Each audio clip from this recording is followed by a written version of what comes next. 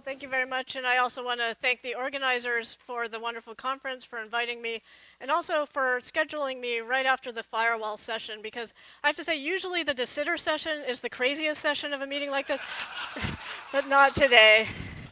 We'll have lots and lots of equations, which you can poke at. Okay, so this is work in progress with these 3 brilliant young collaborators, actually 4, as you can see. So we've been wondering how Gonzalo produces such amazing results in rapid succession, and it turns out the answer is child labor. So this is work with Gonzalo, Shidong, and Matthew Dodelson, a first-year graduate student. So one thing we know better and better about cosmology is that it is well modeled by the so-called lambda CDM model. In particular, there is 66 sigma evidence for dark energy, and it is quite consistent with a hard cosmological constant lambda. Furthermore, the power spectrum that is observed is very consistent with the simplest versions of primordial inflation, a beautiful theory of the origin of structure. And as physicists interested in gravity, we, in my opinion, should take this very seriously. It's also a great opportunity for us because some aspects of this physics is ultraviolet sensitive in the Wilsonian sense. And it's a subject which has a lot of theoretical depth to it, meaning a lot of questions that we're still very confused about. So, of course, this has a good history.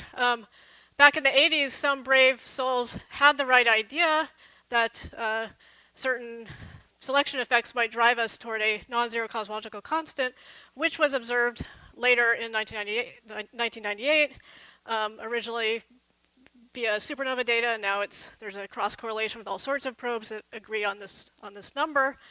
The response among string theorists at first was a little bit underwhelming. There was some concern about the lack of an S matrix in de Sitter space. It's fair to say that no single observer can collect all the data of an analog of the S matrix there. And of course, most of the solutions that had been studied, and still this is true, had anti-de Sitter symmetry instead. And so people sort of jumped from that to the idea that string theory prefers that, a premature conclusion. Instead, as I said, the data just got better and better and honed in on this result. So Buso and Polchinski had the right instinct and pointed out that there's lots of room for scanning over different values of the cosmological constant potentially, but that depends on stabilizing the moduli, so it wasn't sharp until that started to happen, around 3 years later. So there's a bunch of mechanisms for doing this involving type 2b flux impactification, supercritical strings, attempts to do this with perturbative sources in critical string theory, etc.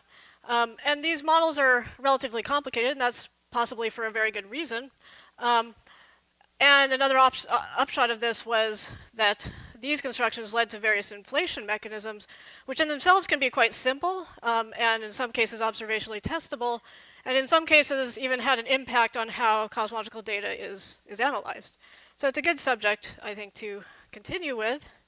But it's fair to say that the ADS class of solutions and the related black holes and so on are simpler, and part of the reason for this is the beautiful, simple solutions for p-branes and d-branes and the corresponding Freund-Rubin gravity solutions, which helped guide us toward the revolutions in string dualities and ADS-CFT. And I think it's probably fair to say that the cosmological case has been slower, in part because of the complication of the solutions. Now, there have been some attempts to address this, particularly recently. There's a so-called DSCFT correspondence with a candidate simple example involving higher spin theories and staying within a static patch, an observer patch. There's another holographic correspondence called DSDS, which has a brane construction associated with that. But clearly, these are very special, and we need to do much better. So we want simple solutions, and I've been guilty in the past of crying wolf on this, so this was my first attempt at such a thing. In my defense, the alternate title in the tech file was Complicated de Sitter Solutions, which I had forgotten about until Gary Hsu rubbed my face in this at one point.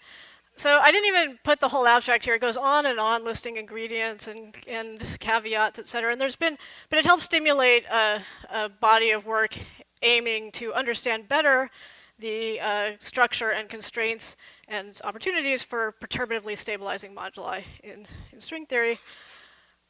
So let me just go on and remind you of some of the very basic features of the effective potential that you get in string theory. And this talk will make use of a small number of these ingredients. So we have an effective potential, which has individual terms which depend exponentially on the canonically normalized scalar field moduli with coefficients that are order 1 in Planck units. So in particular, the individual terms here do not satisfy slow roll conditions for inflation in and of themselves. There are different contributions to this, localized objects like branes and orientifolds, effects of warping, which will play a big role in today's discussion, as well as quantum effects and including non-perturbative effects to keep in mind. So, well, I already said this. So another basic feature of string theory potentials working always in the Einstein frame is that they go off to 0 from either side, either above or below, as you go toward weak coupling limits and large radius limits. So again, these coefficients in the exponent, the betas that I indicated here, are order 1 in Planck units. And in any given example, for example, type 2b string theory, compactified from 10 dimensions to 5 on a 5-sphere, leads to the following results when you properly normalize the fields for these betas. So the curvature term in the potential has this beta. The flux term, if you include 5-form flux, has this beta, and O3 planes, which will include as well, have an exponent like this, where the field phi is the log of the string coupling divided by 4 powers of the sphere radius. So these sources depend only on that modulus in this example. Okay, so let me warm up with a kind of bottom-up treatment of this kind of thing, which will then apply back to that type 2b model, among others. So in effective field theory, let's consider a 5-dimensional theory. Big D equals 5, and we'll eventually reduce one more dimension down to 4, with a potential that we take to be of this type of form that we get in string theory, and with a beta that we won't tune, and a sigma, meaning the localized source term, corresponding to end-of-the-world orientifolds, with an exponent alpha here. Okay, so these are the ingredients that we'll include. Okay, I keep doing it wrong. So notice that in the 5-dimensional theory, this is just a blatant tadpole for the bulk potential. But what we'll do is we'll look for a solution with an ansatz of this form, where we reduce along another direction with coordinate w, with an ansatz that we have a warped de Sitter 4 solution. So there's a warp factor a of w, and we allow the scalar field to evolve radially in this w direction as well. So the picture will be, we'll look for solutions where the field rolls back and forth along this potential radially in the 5th spatial direction. Sorry, I mean the 4th spatial direction, if you like. So this is the kind of thing that should remind some of you, at least, of so-called brain world literature, and you know, some of our string theory friends engaged in this as well. But in that literature, there was no reason to restrict oneself to this kind of potential, and so people tended not to. People tended to work with a hard cosmological constant, which we don't have in string theory. So we'll consider that, and we'll also make use of end-of-the-world orientifold planes. These will be important to give us boundary conditions that will avoid a singularity as these fields evolve radially. Okay, so in fact, what I'm going to do next is move ahead, and I'll come back. So what a more intuitive way to think about this is to start in a rotated description. So this radial evolution can be rotated in the equations of motion to get more intuition into a temporal problem in which the field would be evolving in time on some potential, and if you change the signs in the equations of motion appropriately to make this rotation, this is just for intuition, I'll come back to the real case in a second, you have to change signs in the appropriate way in the equations of motion. For example, the potential gets reflected and so on. And here what we're talking about in this cosmological analog is starting the field somewhere, rolling up and back down in time. And the singularities that I just alluded to in this context would be the usual bang crunch singularities of cosmology. But in our case where things are evolving radially, we excise those singularities with an appropriate boundary condition from microscopic orientifolds in string theory, or in this toy model at the moment. Okay, so this is what we're doing. Those are the two ingredients. And here are the equations of motion and boundary conditions. So this is basically a radial version of a Friedmann equation. There's a prime over a squared equals stuff, with the right signs here for the spatial version of this. A scalar field equation of motion, and these boundary conditions. So these ones here come from the localized orientifold sources at the ends of the world.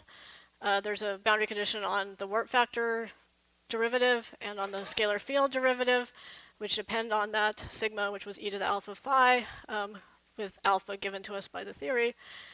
And these last two conditions ensure that in the simplest case of our construction, as the fields evolve radially, there's a Z2 symmetry. So they start out with some radial derivative, they evolve, and they turn over at the same place. A prime and phi prime turn over at the same place. So we have the right number of constants to fix, integration constants, plus this parameter WP, which said how long the interval is, the radial mode, if you like. And we have the right number of parameters to fix with these boundary conditions. And one finds solutions. We have both analytic solutions. I'll mention one example on the next page, as well as a whole class of numerical solutions that are easy to find. And we understand some regions where it won't work. So there's a no-go region for these alphas and betas here, which is, as you can see, rather easy to avoid, but one can understand that. So just as an example, here's a simple analytic example where the warp factor and scalar field evolve radially in this manner, and that comes out of an exponential potential of this kind. In this case, it has two terms, but in general, we have various cases. The simplest are ones that I started with just one term. So this is the picture. The field is rolling radially back and forth in this symmetric manner. And because these orientifolds are ending the world before you reach a singularity, it's physically non-singular, and we get a de Sitter 4 solution out of a system which just had tadpoles. So this is another picture of the same thing. We have these lower dimensional de Sitter slices evolving from an O plane up to the UV and back down. There are more general versions of this where one can add branes in the middle. This is hopefully reminiscent for you of so-called type 1 prime string theory, where you have O planes at the end and branes that can be in the middle in various ways. In some cases, it's useful to include such a brane, and it's easy to generalize to that case. So this is, again, the cosmological analog, and here's pictures of some of the numerical solutions. This one in particular is fun because you can see here the exponent for the orientifold, the exponent for the bulk potential are the same. There's no way this would have stabilized that direction or even given a solution without the radial evolution and warping. Okay, so I've said all these things. So we're still working on the top-down, meaning string theory examples, but it's looking very good. As usual, the easiest thing to do is start in the supercritical theory where there's a built-in potential energy, which in this case we're going to only use a small bit of as we roll radially back and forth. So one can work out the alpha and beta for that, and here they are. And here that's the minimal model that we talked about, a bulk potential in the two O-planes.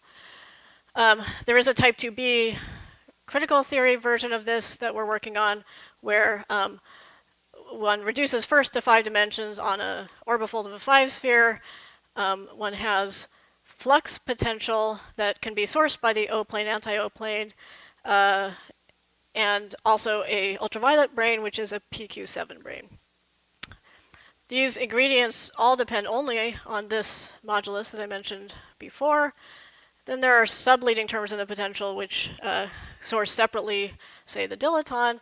And with that, you either get slow roll if you do nothing about it, or you stabilize it using the 7 branes in a more clever way.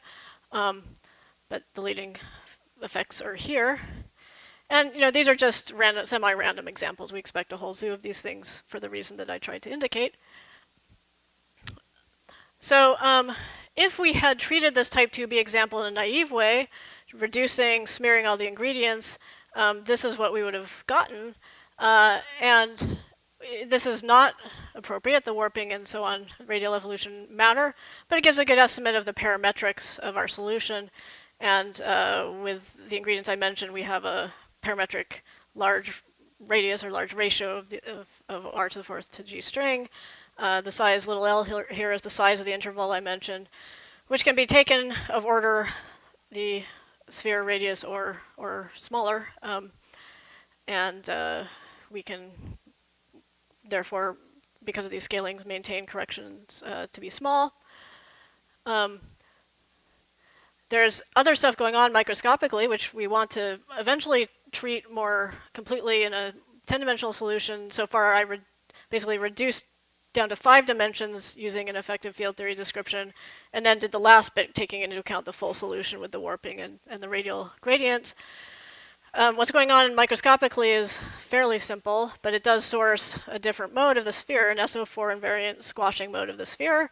But happily, the O-planes and the UV brane that I mentioned pull oppositely on that modulus, so we think it's going to be okay. Hubble is of order 1 over the size of the interval, and there's no other large parameters in our problem, so the mass squareds of the perturbations around the solution that I've given you will be of that order. There's no hierarchy there. So I'll give a little bit more on this, but we're still in the process of doing that quadratic stability analysis to find out what the spectrum of these mass squareds is. There's a very beautiful formulation of these strongly warped models by Douglas, for example, where he shows how to consistently implement the constraints to obtain a sensible effective potential. And this is important because without doing that, you would have naive instabilities that would run away. And the warping and the constraints remove those instabilities. And even in this quadratic stability analysis that we're doing, we see locally some effects of the warping toward stabilization. Okay, so far we took a tadpole and turned it into a solution with these 2 or 3 ingredients. And so next step is, of course, to do the quadratic perturbation analysis, as I just mentioned, and we like to use this complete effective potential, although we're kind of reinventing the wheel and doing it ourselves. So again, it's like in cosmology, we do a perturbation of the metric and the scalar field, imposing the constraints. We can either work off-shell and impose the constraints to quadratic order, or just to get these mass squareds, or work on-shell and impose all the equations of motion and work out the spectrum of masses. So in the second approach, the constraint is a very simple equation to linear order that allows us to eliminate delta phi. And one can obtain, using one of the equations of motion, an expression for the mass squared of a given eigenmode, and input test functions and see what the results look like. So just writing down some choices of test functions that involve a momentum scale, and scanning over this, we've found positive mass squareds in all the cases that we've checked, but this is not yet a systematic answer to this question. It's something that we're still working through. to do, you know, completely. Whoops. Sorry, I don't know how I did that. That's my fault. Thanks. Okay, so this should be amenable to, in other words, to a variational analysis, and we're still doing that. There is this nice intuition from Mike's paper where he obtains an expression for the effective potential in Einstein frame in Planck units, which can be related to an analog quantum mechanics problem where the radially varying fields as a function of this coordinate w play the role of the potential in that quantum mechanics problem. And in our case, the corresponding quantum mechanics problem, because of the Z2 symmetry of our solution, is a double well potential. And in terms of those wave functions and eigenvalues in this quantum mechanics problem, you can write down the effective potential. And it should be possible to get more intuition for how these things behave using that, and perhaps using the lowest lying levels. So that's another more intuitive approach to the problem. But so that's it. So you can take string theory with these exponential potentials in terms of the canonical fields, turn that into solutions, and then we're still studying quadratic stability, but it's looking good. Of course, if we find tachyons, or we're not proud, we'll be happy if we find, if you like, allowed tachyons in the sense of slow roll inflation. So we're going to require that all the mass squares be bigger by some epsilon than Hubble squared. If that turns out to work, great. If not, then we'll need something else to add to stabilize those things. But since we're starting with so few ingredients, we're hopeful that it'll work out either way. But anyway, that's the status. It's also, this came out of our ongoing study of de Sitter holography. For those who've been following that, you might have noticed the analogy between these de Sitter slices in these solutions and the de Sitter slicing of the de Sitter static patch. So this came out of our discussions of uplifting ADS-CFT to cosmology through such warped solutions. And we want to continue with that using these solutions. It's interesting because there are two stages to it. So one goes from the highest dimension down by 1, as I explained, and that already has a warped metric and hence, hopefully, some sort of holographic description. And then the de Sitter lives in this lower dimension, which should admit a holographic description of its own. And so we want to understand all of that. The first step is, in this type 2b model, has some pieces which are very familiar. So these orbifolds of ADS-CFT give you UN C to the K gauge group, and the new elements are these defects, so the infrared O3 planes and the UV7 brane, which do something to this field theory. So let me stop there.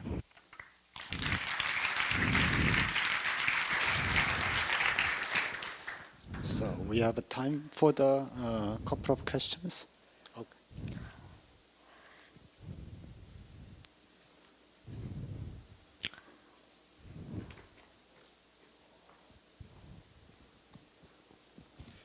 Yeah, so in some of your other examples, you were able to actually sort of at least parametrically count the de Sitter entropy.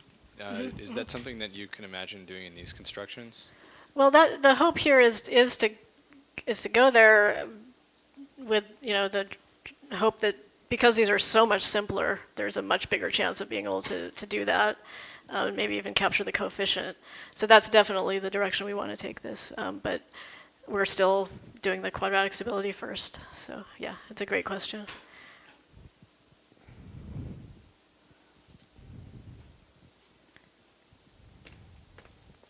Other questions? Comment? If not, let's thank the speaker again.